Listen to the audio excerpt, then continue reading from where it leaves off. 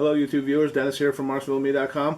After reviewing a lot of our comments on our site, that we've always asked for input from you, the viewer, as to what you'd like to see, and we're trying to gear our site towards that to help increase our viewer response.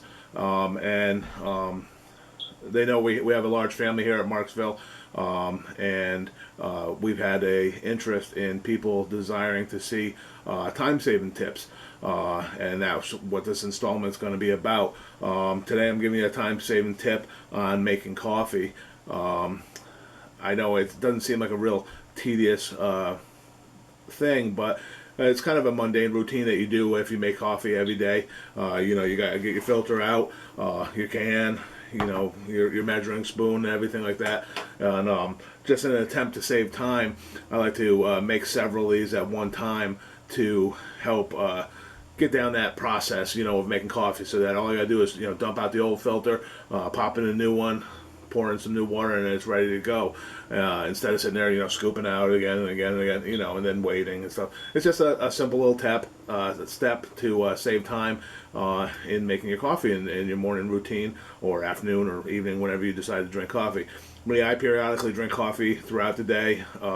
I look forward to it the most in the morning, but also later in the evening. I find that as I'm relaxing with my wife or family, as they're settling off to bed, I'd like a cup of coffee. I don't know if it's something that comes along with age, but as I'm getting older, I find it's more enjoyable just to sit back and relax with a cup of coffee in the evening.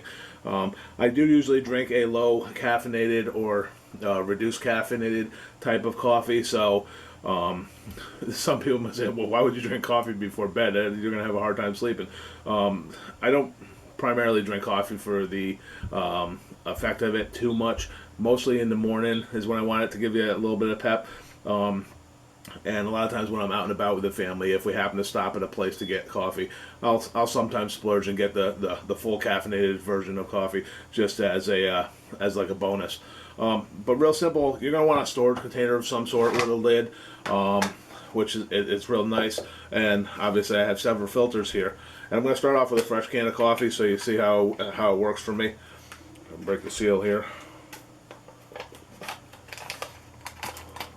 So I'm not real brand specific on coffee. I'm not too, it doesn't have to be a certain brand. I always look for like a half calf or decaf as a reduced amount. So I got 5 filters here, and it depends how much coffee you put in each filter as to how long this process is going to take. Most of them say you need 1 scoop per 6 ounces of coffee. So I usually put 9 or 10 scoops per filter. It's really a matter of taste and flavor. Just watch along here. I'm going to speed up the video a little bit so you don't have to sit here and watch me do all of it, and it takes so long, again, because we are trying to save you time here. And just hopefully this tip works out for you.